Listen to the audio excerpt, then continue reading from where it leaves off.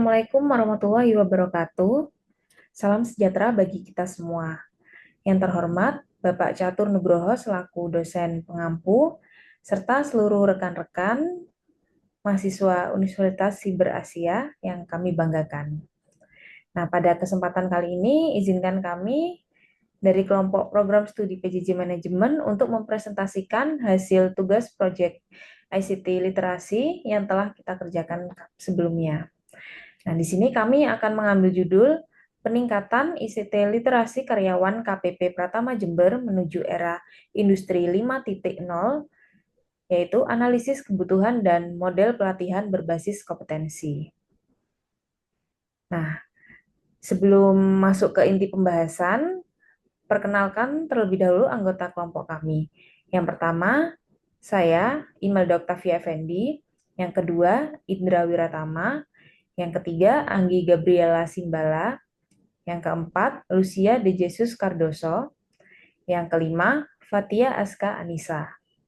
Nah, kita mulai ke poin yang pertama, yaitu ada latar belakang. Nah, di sini kita akan bahas konteks dan permasalahan yang dihadapi, sehingga kita perlu melakukan penelitian ini.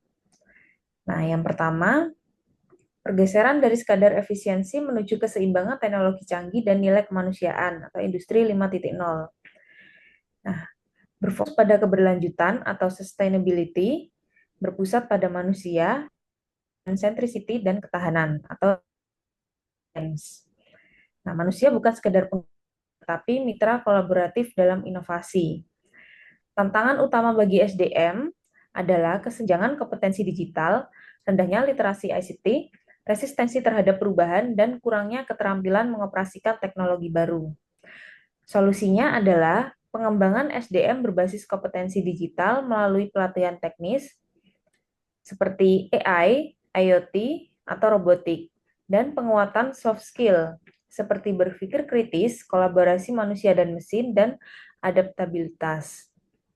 Nah, tujuannya adalah untuk membangun SDM yang siap teknologi, inovatif, dan mendukung budaya berkelanjutan di era industri 5.0. Selanjutnya, di poin B, ada urgensi penelitian. Nah, mengapa penelitian ini penting? Yang pertama adalah karena adanya kesenjangan kompetensi digital. Nah, pegawai di KPP Pratama Jember masih memiliki literasi TIK yang rendah, sehingga menghambat efisiensi operasional dan daya saing organisasi. Yang kedua, ada keterbatasan model pelatihan. Nah, pelatihan yang tersedia saat ini masih berfokus pada hard skill, belum mengembangkan ICT literasi secara holistik atau menyeluruh yang menjadi kebutuhan di era industri 5.0. Dampak negatifnya adalah ketidaksiapan dan resistensi terhadap perubahan dapat menghambat inovasi dan menurunkan produktivitas organisasi. Nah, jika dibiarkan, hal ini akan menurunkan produktivitas dan daya saing organisasi. Selanjutnya di poin C ada tujuan penelitian. Beberapa tujuan penelitian dilakukan diantaranya adalah 1. Mengukur kemampuan ICT literasi pegawai KPP Pratama Jember berdasarkan tupoksi kerjanya. Yang kedua, mengidentifikasi kesenjangan atau gap kompetensi untuk kesiapan menuju era industri 5.0. Yang ketiga, merancang model edukasi dan pelatihan untuk meningkatkan kesiapan SDM. Dalam tinjauan pustaka, kami mendefinisikan ICT literasi sebagai kemampuan mengakses, mengelola, dan menciptakan informasi digital yang sangat krusial untuk penggunaan sistem pajak seperti e-filing, e-billing, dan Cortex System. Metode pelatihan harus berfokus menutup kesenjangan antara kompetensi aktual karyawan dengan kebutuhan organisasi, serta melakukan reskilling dan upskilling menuju kebutuhan spesifik era ini. Lanjut. Selanjutnya masuk ke metode penelitian. Kami menggunakan metode pendekatan, penelitian, dan pengembangan untuk menghasilkan model pelatihan berbasis kompetensi. Proses ini terdiri dari 4 tahapan utama. Yang pertama adalah identifikasi masalah. yaitu melalui observasi dan wawancara awal. Yang kedua, analisis kebutuhan, yaitu menyebarkan kuesioner dan melakukan analisis gap. Yang ketiga, perancangan model, yaitu menyusun modul dan metode pelatihan yang sesuai. Yang keempat, implementasi dan evaluasi, yaitu melakukan pelatihan pretest atau post-test serta survei evaluasi. Mari kita perhatikan roadmap penelitian yang telah kami susun. Diagram ini menggambarkan alur kerja tim kami dari awal hingga akhir semester untuk memastikan target tercapai tepat waktu. Proses ini terbagi menjadi 6 tahapan utama. Di tahap awal, kami memulai dengan pembuatan proposal dan melakukan konsultasi intensif bersama dosen pengajar untuk mematangkan konsep penelitian. Di tahap kedua, pengumpulan data, kami bergerak ke lapangan untuk pengumpulan data dan melakukan analisis kebutuhan pelatihan guna mengetahui kesenjangan kompetensi yang sebenarnya terjadi KPP Pratama Jember. Memasuki periode UTS, fokus kami adalah perancangan prototipe pelatihan dan model pembelajaran. Di tahap ini, kami juga melakukan uji coba model pelatihan untuk memastikan materi yang disusun sudah relevan. Di tahap pelaporan progres, setelah perancangan selesai, kami menyusun laporan progres kegiatan untuk memantau perkembangan penelitian sebelum implementasi penuh. Di tahap evaluasi adalah tahap inti di mana kami melakukan pelaksanaan pelatihan kepada karyawan. Setelah pelatihan, kami langsung menyebarkan survei hasil dan melakukan evaluasi menyeluruh terhadap efektivitas pelatihan tersebut.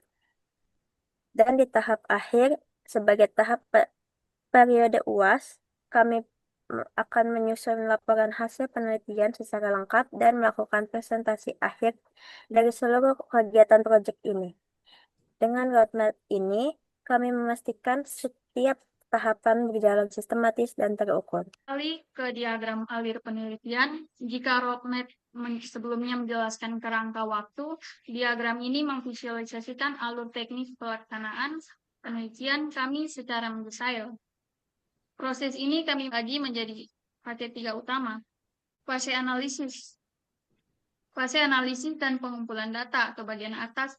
Penelitian ini dimulai dengan identifikasi masalah. Dari sini kami melangkah ke tahap pengumpulan data. Seperti yang terlihat pada diagram, pengumpulan data dilakukan melalui 3 metode sekaligus agar komprehensif.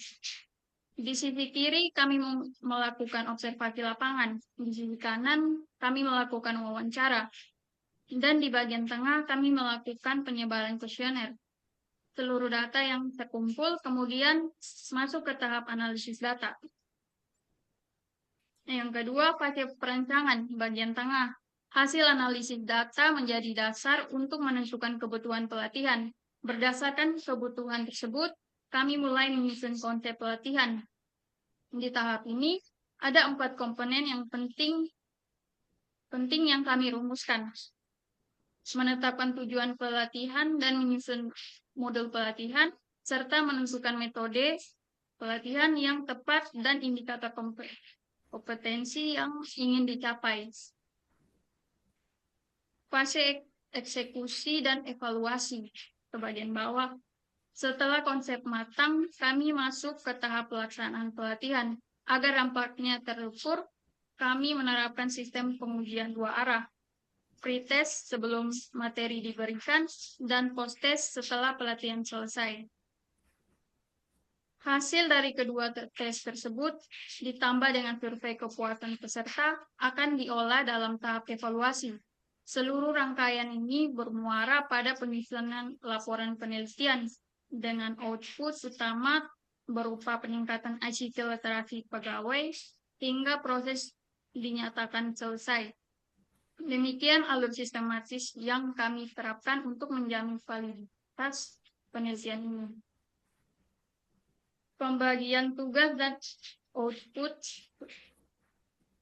Untuk memastikan penelitian ini berjalan lancar sesuai roadmap, kami telah membagi tugas tim sebagai berikut. Imelda bertugas pada identifikasi masalah, koordinasi dengan KPP Pratama, serta wawancara. Indra dan Fatia bertanggung jawab pada analisis kebutuhan, distribusi kuesioner, dan rekap data. Anggi dan Lucia berfokus pada perencanaan model dan pembuatan model pelatihan. Dan seluruh tim akan terlibat dalam implementasi pelatihan serta evaluasi akhir. Output dan target capaian sebagai penutup rencana proyek ini, berikut adalah output dan target capaian yang kami terapkan. Ada 4 luaran utama. Yang pertama dokumen, kami akan menghasilkan proposal penelitian dan laporan akhir yang komprehensif. Yang kedua produk, luaran fisik berupa prototipe, model pelatihan, dan modul pembelajaran berbasis PowerPoint atau PPT yang interaktif. Ketiga kegiatan, yaitu terlaksananya presentasi pelatihan secara langsung kepada pegawai KPP Pratama Jember. Lalu keempat, indikator keberhasilan, yaitu kami menetapkan target kuantitatif, yaitu hasil survei evaluasi pelatihan dengan target penilaian minimal 4,5 dari skala 5. Target ini kami pasang tinggi untuk memastikan pelatihan benar-benar memberikan dampak positif bagi organisasi. Sebagai kesimpulan dari kami, transformasi menuju industri 5.0 menuntut keseimbangan teknologi cerdas dan nilai kemanusiaan. ICT literacy adalah kompetensi kunci bagi pegawai KPP Pratama Jember untuk mendukung digitalisasi perpajakan seperti Cortex System. Dan oleh karena itu, pelatihan ini berbasis kompetensi sangat diperlukan untuk memastikan peningkatan keterampilan yang sesuai dengan kebutuhan nyata pekerjaan guna mewujudkan layanan pajak modern dan smart tax administration. Demikian presentasi proposal dari kami. Terima kasih atas perhatian Bapak dosen dan rekan-rekan sekalian. Wassalamualaikum warahmatullahi wabarakatuh.